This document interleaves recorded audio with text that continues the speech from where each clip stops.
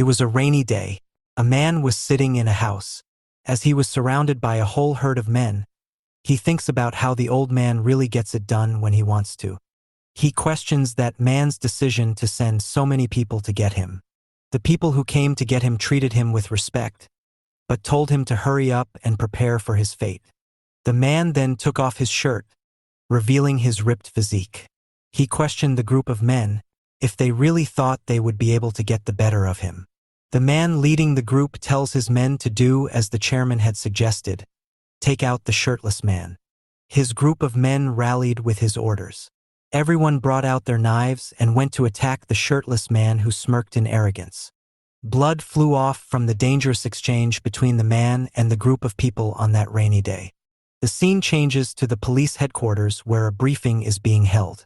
The briefing was about the recent fire. It involves the Tarim group. They initially started off in the infrastructure industry and expanded into other fields as time passed on. They are considered to be the best at whatever they are doing, but it is all a facade. In actuality, they're one of the biggest gangs in South Korea. The person holding the briefing tried to go into more detail, but one of the police heads said that everyone already knows. He is told to get on the point, which he does. He talks about how Kwon Do-yeon, the guy from earlier, was caught up in the fire incident in a remote place. As everything was burnt down, it was hard to confirm if the body was really his, but upon rearranging the teeth, it matches with him. This has caused quite the uproar as Kwon Do-yeon is considered the number 2 of the Tarim group. Currently, a funeral is being held for Kwon Do-yeon. The funeral is being monitored by the police. The police heads involved asks why the police are overseeing it. The speaker tells them that it is because the gang might be looking to take action in revenge of the passing of Do-yeon. One of the heads says that he does expect a bloodbath because of this, but gangsters taking out each other is good for them in the long run. He suggests that the chairman of the group will look to stay low to not cause chaos. However, he tells the speaker to be alert just in case they try something. The speaker agrees, but he says that the person he is worried about isn't the chairman. Instead, it is the representative director, Jung Chung-oh. He is the third in charge of the group and was very close to the deceased Do-yeon. He gives some context about Jung Chung-oh, saying that he was the main player in the huge war that broke out some 10 years ago, the battle that took the entire country by storm. He took out the majority of the people during that war. Since then, his name became a symbol in the underworld scene. The framework of the new Tarim group is also based on Jung Chung-oh and his work, which is why the speaker emphasizes on keeping their eyes on Jung Chung-oh. He is by far the most dangerous one, and he will definitely try to stir stuff up. The police head understands what the speaker means after he explains himself, which is why the head subsequently asked him about the plan to stop Jung Chung-oh. Meanwhile, at the funeral, the boss of the Tarim group arrives. He asks everyone if there is any lead on the person behind the demise of Do-yeon. He questions if there is any suspectees regarding this, and if Do-yeon was feuding with anyone. Jung Chung-oh says there was not anyone like that. The boss expresses his displeasure about the situation. He then asks Jung Chung-oh to meet him alone, as he has something important to tell him. At the meeting, the two of them drink. The boss asks when was the last time Chung-oh worked under his leadership. Chung-oh replies saying that it has been over 15 years. The boss says that he understands that Chung-oh feels bad about what happened to Kwon Do-yeon, but there is something that he wants him to do. He tells him that there was a person that Do-yeon was protecting during his lifetime. He wants Jung Chung-oh to protect her as well, because she was very important to Do-yeon. We see a glimpse of the girl they're talking about. She's an attractive young lady dancing at a club when a man asks her to join her to a hotel room. The boss requests him to take over the job for Do-yeon's sake, despite his priority being revenge. He promises Chung-oh the head of the people who took out Do-yeon in return. Do-yeon says that he will trust the boss' words. The boss also puts his trust on Chung-oh, as he is the only one he has left after Do-yeon's passing. The boss then makes his way out, and Chung-oh sees them off. The boss bids farewell and tells Chung-oh to keep in mind that he must protect the girl at all costs. The boss drives off. Chung-oh remembers Do-yeon telling him about a girl. He sees her identification documents and wonders if Do-yeon really protected her. Meanwhile, the boss talks to his secretary inside the car. The secretary asks if it is okay to keep Chung-Oh in the dark. The boss states that it is fine, because Chung-Oh is very professional about work. The secretary counters, saying that if Chung-Oh finds out that the boss took care of Do-Yun because of that lady, then he might start seeing him as a threat. The boss says that if he tries doing that, he will take care of him the same way he took care of Do-Yun. He then asks the secretary what the girl was doing, to which she says that the girl is going about things as usual. The scene changes and the girl is seen in the hotel room with the guy. The guy offers her a drink, which she accepts. He asks her if she likes it. The girl immediately drops the glass of liquor and breaks it. The guy is a bit disappointed, as he tells her that the alcohol was probably too strong for her to handle. Just then, the girl throws something at his face. The guy is annoyed by this behavior from her, but when he opens his eyes, he sees her stripping in front of him. The girl tells that there is no need for him to be shocked, as he called her to the place for this. The guy is pleased by this. He states how he likes her assertive nature. It seems like the two are about to go at it, and the guy is happy to know that the drug he put in her drink is working. To his surprise, the girl asks him if he is thinking that the drug is making her do it. Following this, the girl says that she is the type of person who likes to be the predator. In a shocking turn of events, she brings out her vampire-esque fangs and bites him. The biting is constant, and it creates a bloody mess in the room. After finishing off the guy, the girl gets on the phone with someone named Seo In-ah and tells them to come there immediately. After a while, Seo In-ah and others arrive to the scene to do the cleanup work. In-ah says that the lady has certainly made a lot of mess today. She asks about the guy and how he was doing. The person checking in the guy said that even though the guy bled a lot, he is going to live on just fine.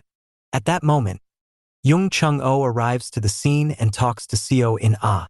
In-ah is surprised to see Chung-Oh arriving so quickly.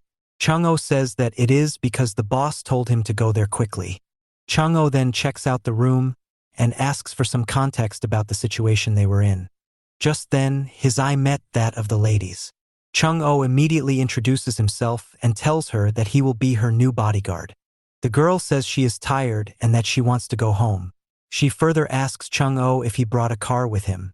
Chung-Oh replies that he did and offers to give her a ride back. The lady then leaves the room. In-ah thinks that Chung-Oh will have a lot of trouble with the lady, and Chung-Oh agrees with the assessment. He then asks her about updates regarding the people behind Do-Yun's passing. In-ah says that he needs to wait longer for that. Chung-Oh bows and thanks In-ah for the help, and In-ah assures him that she will put extra effort because it is Do-Yun's case. Chung-Oh then asks for his leave and goes away. Following that, Seo In-ah talks with the boss on the phone and tells him that he just met them both. The boss tells her to take care of the situation, after which he tells the secretary to come inside. The secretary informs him that the research they were doing is now complete. The boss is relieved to know that. She further explains how the extraction they did from all 3 segments are complete and have been successes. The samples also came out well. The boss can't be happier because of this. He can finally get out of his wheelchair. He tells the secretary to work on starting the distribution work and tells her to order Chung-Oh to bring Ito along to the office tomorrow. Meanwhile, at Ito's place, she is sleeping peacefully on her bed. Upon waking up, she is a bit taken aback by the homely surroundings, but remembers that she did come back home. She gets up from her bed and finds Young Chung-Oh around the kitchen, preparing food. She asks Chung-Oh why he is there and how he has the password to her place. Chung-Oh replies that he is here because the boss told him to, and that he got in because he has a master key. He then lets her know that he has prepared her breakfast. She is kinda mad though, as she never said she was hungry. But Chung-Oh explains how the boss wanted him to do this for her. Chung-Oh then goes to make a phone call, whereas Ito felt irritated by the boss' interference in her life. While Chung-Oh was on the phone, Idol tried the tempting food that was on offer, and after having it, she was quite amused. Chung-Oh came back and asked her if she liked the food. She didn't answer him directly but made sure to ask him where he got it from. He told her that it is a special ox soup he gets from a place that he and Do-Yun often went to. Right after, Chung-oh receives a call which told him to bring Ito to the Tarim Group office. He obliges and the two of them go there as told. Upon visiting the place, a woman takes Idol to a different room, while Chung-oh is told to go meet the boss. While she was being taken away, Idol looked Chung-oh in the eyes and blushed a little. Chung-oh also got connected to her at that moment and wondered if they really locked eyes like that. However, he doesn't let it get to him and goes to meet the boss instead. At the meeting, the boss orders Chung-oh to take care of the GM gang before the day is over. Chung-oh accepts the mission right away. After that, Chung-oh leads a group of Tarim gangsters to take out the ones from the GM gang. He orders his men to take them all out without exception. They get to work and a bloodbath ensues. As this was going on, Young Chung-oh decided to go inside the office of the GM gang. There he meets the CEO of the gang who offers him coffee. Chung-oh says that he wants his coffee iced. As the meeting between the two was going on, the members of the Tarim group were beating up the GM gang. One of the prominent members of the group said the rest to clean up quickly. A member of the GM gang took this as an opportunity to strike the guy. But the guy easily reverses him and stabs him with a knife. He tells them to not cause ruckus while his director and their CEO have a meeting. At the meeting room, the GM gang CEO talks about various things with Young Chung-oh. Chung-oh notices his talkativeness and points out how he must be talking too much out of nervousness. The CEO brushes it off, saying that he already knows what Young Chung-oh is capable of. Chung-oh says that if he knows what he is capable of, then he probably knows why he is here too. He is here to make him sign the business transfer contract right there without resistance. The CEO tells him to calm down a little. He brings up the recent passing of Kwon Do-yeon, saying that he should have gone to pay his respect to him.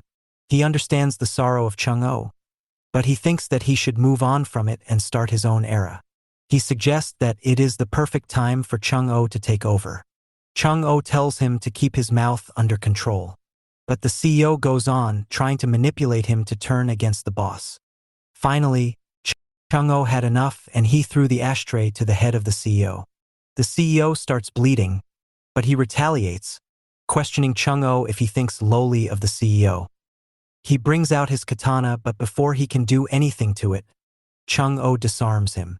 Chung-oh then puts his sword to his hands and warns him to not move his hands. He then goes on to hit the CEO over and over again with the ashtray to the head, berating him while busting his skull open more and more. He says that the CEO got on his nerves and continues the assault when the CEO asks for him to stop. The CEO once again says that he should stop following around the boss, Young Sung-taek, or else he will meet the same fate as Kwon Do-yeon, who also got used up. This makes Young Chung-oh stop for a second, as he questions the CEO if he knows anything about the passing of Kwon Do-yeon. The CEO refuses to give him anything concrete, which makes Chung-oh angrier, and he starts cutting up the CEO's hands. He tells the CEO that he has 10 chances to answer Chung-oh properly, or else his hand will get cut. The CEO refuses to say anything, as he doesn't know anything for sure. Irate, Chung-oh starts cutting the CEO's hand little by little. Not being able to handle it anymore, the CEO finally opens up. He says that while he doesn't know for sure, he has heard something from Yujin of the Il Sung group. Chung-oh says he doesn't know of any group like that. The CEO explains that they are known to be in the laundering business, be it money or identity. On the day when Do-yeon passed away, they laundered the identity of 20 men, and they all disappeared. He finds that fishy. He says that it all leads back to Kwon Do-yeon's passing. Chung-oh takes in all of this, and after taking it in, he tells the CEO that his information doesn't make any sense. He goes back into assault and forces the CEO to sign the contract. The guy waiting outside, Dal-bok, goes inside after everything is done for. Chung-oh tells him to clean up quickly. He also asks Dal-bok if he knows anything about the Il Sung group. Dal-bok doesn't, so Chung-oh asks if there is someone who does. Dal-bok remembers one guy who can bring all the information. Chung-oh tells Dal-bok to figure out stuff about the Il Sung in secrecy. Dal-bok agrees. After that, they make their way out of the place. The police keep a close eye on this from the nearby hill and report it to the higher up. They talk about how this can be a good opportunity to get Chung-oh, but they don't want to jump the gun and risk anything. They also talk about how Gu Jagwong was making his way out of prison soon. Du Yun's passing will give Jagwong the license to wreak havoc. Problems will arise as expected, so it will all go according to their grand plan. Which is why they want to watch and wait. They also notice how Chung-oh was going somewhere, and assume that he must be going to visit the chairman, Jung Sung-taek. They decide to follow Chung-oh without getting caught. The scene changes to the Tarim Group headquarters. Chung-oh is welcomed at the office, and he is told to change into new clothes and take a shower before meeting the boss. He looks at the picture of the girl again, and wonders if Du Yun was protecting her. He also remembers what the Jiam Gang CEO said. Not only that, but the final message from Du Yun to him told him to stay alive. It's nothing concrete, but it is a good starting point for Chung-oh. He also wants to know more about CEO Yujin of the Il Sung Group. After he gets out, he is let into the boss room. Upon entering, the boss thanks him for the good work. The boss then says that Chung-oh didn't ask anything today as well. Chung-oh is a bit clueless, but the boss explains how he didn't ask anything about the girl he was protecting. However, the boss likes that part about him. Suddenly, the boss stands up. This shocks Chung-oh, as he wonders how the boss stood up without his cane. After that, the boss turned around to show Chung-oh a completely changed and youthful appearance, saying this is the reason why Jung Chung-oh must protect the girl. Meanwhile, Dalbok is seen driving somewhere. He calls someone called Raleigh, but she doesn't pick up. He expresses his annoyance at her for ignoring calls. However, he eventually finds her house. The house seems to be in a run-down and discreet area. Dalbok wonders why she lives there. Raleigh sees him arriving from the security camera and opens the door through her computer. Dalbok drives in while also thinking that her taste in food is bad too. He gets out and carries out the heavy packaging. Raleigh asks him through the sound system outside if he had brought her packaging. He answers that he did, and so he is let into the house. The house is luxurious from the inside despite the outer look. Dalbok slowly makes his way into Raleigh's room. Upon entering, he suggests Raleigh to pick up phone calls. He gave her a phone for that reason months ago. Raleigh doesn't talk to him directly, instead using a text board to ask him about the stuff she wanted. Dalbok hands it over, saying he worked hard to get it. It's a box full of candies, which Raleigh likes a lot and is happy. Dalbok doesn't really understand why she likes it. Raleigh then uses the text board again to tell him that she has a gift for him in the other room. Dalbok doesn't know what it is, but he is excited.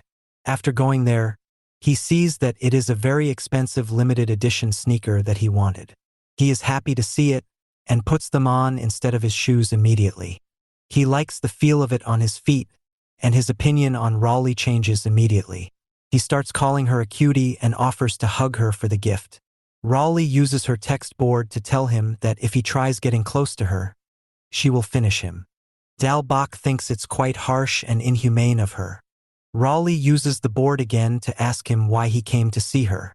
Dalbok remembers and tells her that he came to find out information about the Il Sung Group. He needs it immediately, as it is an order from director Jung Chung-oh. On the other hand, Jung Chung-oh goes to Ito's home and thinks about who she even is. Just then he receives a call from Dalbok, who tells him that he found out about the Il Sung Group. He says that they are currently on a gun laundering assignment in Busan for the Russian mafia. He asks Chung-oh if they should go there and approach them in Busan. Chung-oh is against it and tells them not to, as it is not the right time. Besides, Gu Jagwong is getting released today, so he has that to worry about as well. Which is why Chung-oh orders Dalbok to gather more information about their path to Busan, and if anyone is behind them. Not only that, but he also wants him to look into the 20 people who went missing after their identities were laundered. There must be some evidence about it. Dalbok obliges, but says that he will first look into the path of the enemy. Chung-oh wants him to do it while keeping it a secret. Meanwhile, Gu Jagwong is released from prison. He is greeted farewell by the inmates, and on the outside, his group gives him a hero's welcome back. The first question asked by Jagwong was if Du Yun was really finished off. His lackey tells him that he is, and that other groups might be behind it. Jagwong wanted to take Du Yun's life, but he is happy that he is gone anyway. Following that, he expresses his will to visit the chairman and also meet up with Chung-oh, who he despises. One of his lackeys informs him about the absurdity going on within the company, and it shocks Jag-wong. He still can't believe it once he sees it, but it was true. The chairman is now younger all of a sudden, and he was beating someone up in an MMA fight. Chung-oh appears with his men and asks Jag-wong what he will do if he doesn't believe it. Seeing Chung-oh pisses off Jag-wong. He pokes him about the passing of Kwon Do-yun, someone Chung-oh admired, by saying that Chung-oh looked unbothered by it. He wonders if he wants to take Do-yun's spot. The situation was about to get heated up, but the chairman intervened. He expresses how the passing of Chung-oh was sad for him too, but they have to recover from it. Now that Gu Jag-wong was back, the chairman suggests that they should get back to business. The scene shifts to inside the Tarim Group office building. There, a meeting was being held between the boss, Gu Jag-wong, Jung Chung-oh and Seo In-ah. The boss asked Jag-wong if he's still not used to his younger appearance yet. Jag-wong says that even though he is seeing the boss' new appearance with his own two eyes, it is hard to believe. The boss understands his reasoning and lets him know that it is quite hard for him to manage such an appearance. The boss then asks manager Seo In-ah if their plan is ready to be put on stage. In-ah informs that she has already informed the media and that it will be public by tomorrow. To finish up the meeting, the boss tells Jag-wong to take care of the distribution business they have in Seoul. And after he is done with that, he should go to Busan to see the pharmaceutical factory. Gu Jag-wong accepts the duty. The boss further adds that once Jag-wong is in Busan, he should look into the distribution companies to see who will be distributing their manufactured products. Following this, the boss turns his attention to Jung Chung-oh, telling him to continue with the duty he has been given. He also mentions how he really wished that Kwon Do-yun was here with them today. If only he had stayed a little longer, they could have spent a great day together. However, he does add that the world is changing, and the one bringing forth the change is the X0. After this, Jung Chung-oh makes his way out of the room after the meeting is done. He is left a bit perplexed about what he wants to do, as he is not sure if keeping quiet about Do-yun is the way to go. Just then, Gu Jag-wong makes his way out too, and taunts Chung-oh, saying he has an easy job. He just has to be a bodyguard to a little girl. Whereas, Jag-wong needs to travel around the country for actual work right after getting released from prison. Chung-oh, with a rude tone, tells Gu Jag-wong that he is just doing what he has been told to do by the boss. Jag-wong notices the shift in tone and tells Chung-oh that he doesn't like it. Chung-oh, annoyed, tells Jag-wong that he has been feeling messed up for the past few days. So, if Jag-wong wants to poke fun at him, they might as well go to war with each other. There, they'll be able to settle their differences and figure out who should be at the top of the food chain. Jag-wong taunts Chung-oh some more by calling his words cute as always. However, he does make it clear that he is scared of even talking to Chung-oh these days, so going to war is not something he has on his card. Saying this, Jag-wong goes away and Chung-oh sees him leaving. The next day, breaking news hits all television networks. The news being the sudden passing of Tarim Group chairman, Jung Sung-taek. It was reported that he was suffering from a chronic disease. The news of his passing came in earlier in the morning. Nothing official was reported by the Tarim Group, but the organization has suffered a huge 10% drop in their stock price since the news has been made public. This makes the Tarim Group's next move a topic of interest for everyone. The news moves on to the next topic, so the TV is turned off by the new and younger Sung-taek. He calls the news media to be beggars as they only seem to care about the minor 10% drop. They fail to see the bigger picture because all they care about is money. As his secretary readies him for the meeting, Sung-taek asks for In-ah's opinion on this, and she agrees too. After this, his secretary informs Sung-taek that she is done dressing him up. Sung-taek is pleased and questions when the shareholders' meeting is going to take place. The secretary assures him that he can get going right away. Sung-taek listens to her and asks Seo In-ah to follow him. The scene changes to the office, where all the shareholders are seated for the all-important meeting. There, One of them starts the proceedings by saying everyone is shocked by the sudden passing of the chairman, Jung Sung-taek. So, now he will be reading out his final testament and will for everyone to hear. He starts quoting the testament. It says that the testament and will has been prepared for the future and will only be activated if Jung Sung-taek suddenly passes away from an accident or from his illness. His will states that the next chairman of the Tarim group will be his only heir, his bloodline, Jung Yu-taek. From the moment when the will has been written is the moment when Jung Yu-taek has been chosen and certified by him. He hopes Jung Yu-taek leads the Tarim group to immense success in the future and hopes all the shareholders accept the will of him. Thus ends the will. Just then, Jung Sung-taek, now in his new avatar of Jung Yu-taek, enters the room. He tells everyone that he is pleased to meet them and introduces himself as Jung Yu-taek. Further on, he declares to the shareholders that he is looking forward to work with them. The shareholders take in the moment for a while before clapping to show their support for Jung Yu-taek. This makes Yu-taek smile, as everything was going according to his plan. The scene moves on to the police station, where the senior officer is seriously pissed about everything that was going on. He made the perfect plan to recapture Gu Jagwong and also get Jung Chung-oh along with him after the former's release from prison. However, Jung Sung-taek, the chairman, decided to pass away right at that moment to stir up a new problem. It's almost convenient that he lost his life like that. Now, there is also a new chairman from the Tarim group for them to look after. And so, he asks his fellow officers for the name of the new chairman of the Tarim group. They tell him that the new chairman of the group is called Jung Yu-taek. He is supposedly the secret son of Jung Sung-taek. The senior officer states that the plan is not at all going to their plans. He adds that he is concerned about the new chairman, Jung Yu-taek, and the type of problem he might bring with his leadership. So, they need to figure out something new to counter it. After that, the scene changes, and we can see Jung Yu-taek asking Ito how she is feeling nowadays. Ito nonchalantly replies that she would rather not be alive at all. But with her current situation, she can neither live nor can she pass away. Ito does ask Jung Yu-taek if he is feeling good now that he has restored himself back to his youth days. Yu-taek looks at the tattoo on his hand and declares that he loves it. Saying this, Yu-taek starts moving towards Ito's direction.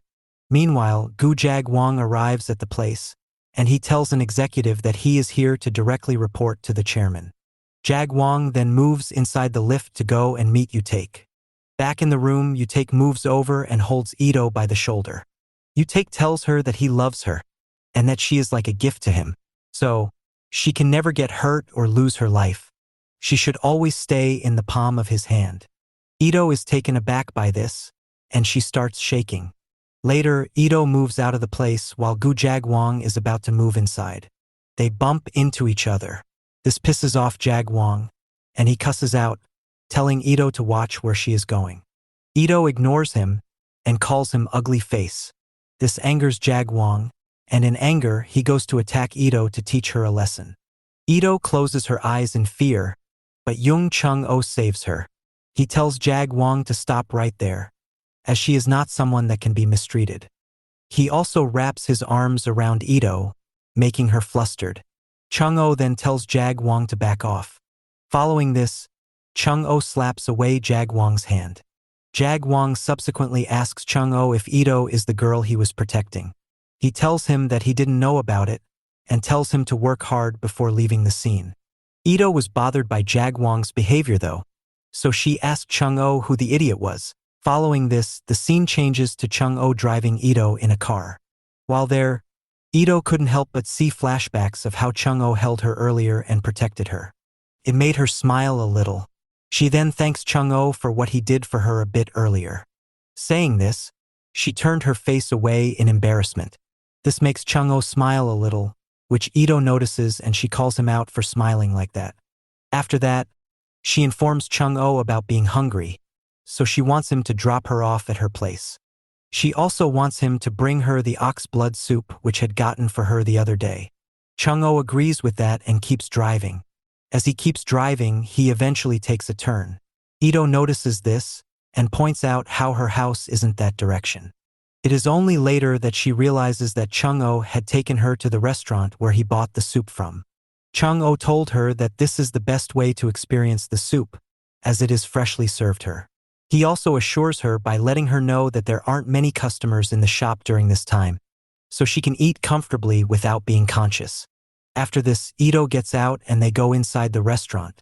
Once inside, they're served with 1 blood sausage soup and 1 ox blood soup. The lady who served them the soup mentions how this was the first time Chung-oh came with a girl. Previously, he would only come with the guy with long hair.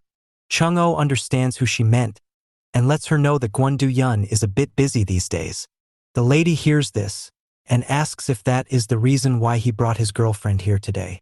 This flusters up Chung-oh, who tries to explain the matter. The lady finds his embarrassed side to be funny, as that was a side she had never seen before. She then tells them to enjoy their soup and leaves them alone. As the lady leaves, Ito looks at Chung-oh and has a sassy smile on her face. Chung-oh asks her why she had that look on her face. Ito replies by saying this was a small revenge of sorts for the earlier smile he had gave her in the car. After that, they start eating. As they eat, Ito looks around the restaurant and sees the various things there. Following this, she tells Chung-oh that Kwon Do-yeon had invited her to come with him to this restaurant. She also mentions how he would say that rice served in soup along with soju is the best meal one could have. This takes Chung-oh back on a trip down memory lane. He remembers how Do-yeon would always say that after having rice served in soup, soju is a necessity. He would tell him that this was a line that he said all the time. Do-yeon replied saying he says it all the time because the food is that damn good. Furthermore, he would advise Chung-oh to bring his girlfriend to this place. Chung-oh poked fun at him, saying the last time Do-yeon brought his girlfriend to this place, he got dumped.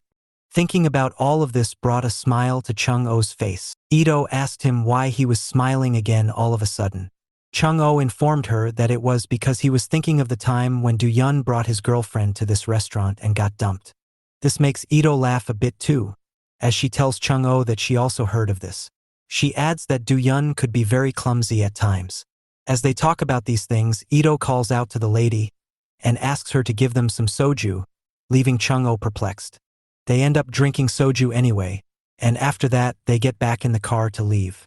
Chung-oh, however, thought about how it is said that Ito never lets her guard down, but looking at her now, she certainly had her guard down.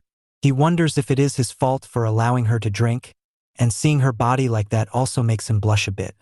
After that, Chung-oh drives her home. Once they arrive, Chung-oh picks Ito up on her back and carries her inside the house. Chung-oh says how he has never given anyone a piggyback ride besides Do-yeon. Just then, Ito wakes up and says that Do-yeon also told her about this. Chung-oh is a bit shocked to learn that she has woken up, but Ito tells him to let her down. Once he does so, she makes her way to the kitchen. Seeing this, Chung-oh decides to take his leave, telling her to rest well. But he gets interrupted midway as Ito asks him if he also wants to know about what else Do-yeon told her about him. She grabs a knife from the kitchen and further adds that Do-yeon told her that Chung-oh doesn't ask excessive questions unless he is told about things. Chung-oh, noticing the knife, tells her to put it down as it is dangerous. He mentions that she is drunk and she might get hurt from it, something that he doesn't want. Ito talks about how the chairman told Chung-oh to protect her. He told him that she must not get hurt at any cost. Saying this, she cuts her palm open with the knife and says that she just got hurt. Chung-oh immediately rushes over and holds her cut hand to stop the blood. He says that it doesn't matter now. What matters is that they need to go to the hospital because the cut on her hand is too deep. To him, the first priority is to stop Ito from bleeding anymore. However, just as he is trying to convince Ito to get in the car, he stops midway, feeling something strange. Looking down, he sees blood coming out from his midsection. He notices that Ito had done it with the knife in her hand. As she falls down to his knee from the pain and bleeding, Ito tells him to look up. She shows him the palm of her hand, where she had cut, but there was no scar there anymore. She says her scar is gone, so this must mean something. It means that Chung-oh doesn't need to protect her from anything. So she finds it stupid that the chairman has told him to do so. Squirming in pain, Chung-oh was about to curse at Ito, but couldn't do so and falls down. Ito notices this and asks Chung-oh if he was about to swear at her. Chung-oh doesn't answer, as he lies in a pool of his own blood. The night goes by, and the next day, Chung-oh suddenly wakes up at the same spot where he was stabbed. As he gets up, he is in total shock. He checks his hands and the floor to see that the entirety of it was covered in his blood. He is sure that he got stabbed last night. However, as he checked upon the place he got stabbed in, it seemed like he was okay despite everything. Just then, Ito, from the sofa behind him, spoke up and said that Chung-oh was very weak for someone who is supposed to be a gangster. Chung-oh is understandably pissed off at her. He questions her why she did what she did to him. Ito explains that it was just her way of letting him know of her special powers, and now he does know of it. Chung-oh exclaims that there were many other ways for her to have shown him her powers. Especially after what he saw with the chairman, he would have believed anything she said about her powers. Ito replies by saying that she just wanted to check up on the guy who is supposed to be protecting her from getting hurt. That being said, she was a bit disappointed by him. Ito questions if Chung-oh can even protect her properly. According to her, the chairman wants Chung-oh to protect her because he doesn't want others to steal Ito's special abilities. After all, this is the reason why Gwon Do-yeon ended up losing his life. Saying this, she feels a bit off, and the room is filled with silence for the following few moments. Chung-oh finally breaks the ice and says the last message he ever received for Do-yeon was Do-yeon telling him to stay alive. And during his funeral, Chung-oh promised to Do-yeon that he will stay alive no matter what for his sake. Not only will he stay alive, but he will also protect Ito. He will do so because that was the last task that Do-yeon was working upon before his passing, and not because the chairman wants him to protect her. Not only that, but he also wants to prove something. Ito asks Chung-oh what exactly he wants to prove. Chung-oh elaborates by saying that he wants to prove that he can protect someone. Even though he couldn't protect Do-yeon, he at least wants to protect her and show both Do-yeon and her that he, Chung-oh, can also protect someone. Following this heavy moment, both of them keep their words to them for a while. This is broken up when Chung-oh's phone rings up. Chung-oh picks it up and the call was from his subordinate Dal-bok. He informed Chung-oh that the Il Sung group is already on the move. He adds that he needs to go there in person to figure out more details regarding the matter. But on the surface, it seems like the Il Sung group want to meet up with someone. Chung-oh gives him the heads up, but tells him to be discreet about it. However, he does tell Dal-bok to go to that place with the weird girl, Raleigh. Hearing this, uncertainty hits Dal-bok. He expresses his unwillingness to go to that place with Raleigh. He tells Chung-oh that he already knows how Raleigh behaves, so she will just end up treating him like a slave. Chung-oh replies by telling him that Raleigh will be the key for them to do good in that mission, so he shouldn't whine and do as Chung-oh instructs. Dal-bok hesitantly agrees to follow the orders, as he sees the nerdy girl focused on her computers. Chung-oh tells him to use Raleigh's car, which is in the garage. The fact that he needs to go with Raleigh makes Dal-bok cry, but he has no choice but to follow the orders. The scene shifts to the nighttime, as we see a few masked men in a black car arrive near a hotel. One of them tells someone on the phone that they've arrived at the location and move into action right away. The men get out of their car with assault rifles in their possession. Inside the hotel, a man is seen drinking alcohol with his subordinates. He toasts the drink to the success of them working well, and his subordinates also thank him for working so hard. One of the subordinates asks the man if they are okay with the order from the higher-ups. The guy tells him that it is fine and that they've done their part in the job. The subordinate replies saying that it does leave a bad taste in his mouth. The senior guy reassures him, saying he did put enough thought into it. He is certain that they won't be able to mess with them. So, he tells his guys to drink without thinking much. They oblige. After that, the guy asks one of the subordinates about the drugs, and if the samples for it are out. The subordinate confirms that it is indeed out, and that it is an S-tier product, just as the guy wanted it. The main guy is glad, as he thought they were letting others take too much credit for all the work that they've done. His subordinate asks him if he is looking to get into a higher position within the group. He confirms his guess, saying he wants to get a better position so that he can get sponsors for himself. He is tired of working under others. The main guy then asks all the guys to cheer drink to celebrate their sponsorship. Just then, they hear a bang on the door. The main guy is bothered, and his subordinate notes that he does remember telling them that he told others to not bother them. Subsequently, the door opens and the masked men enter the room. The main guy is annoyed and asks them who they are. One of the masked men points the gun at the leader and tells him to shut up and cooperate. He then asks them where they've hidden them. One of the subordinates of the main guy tries to show rebellion by confronting them, but he gets shot in the head, shocking everyone. Following this, the main masked asks the leader guy if his name was Eugene.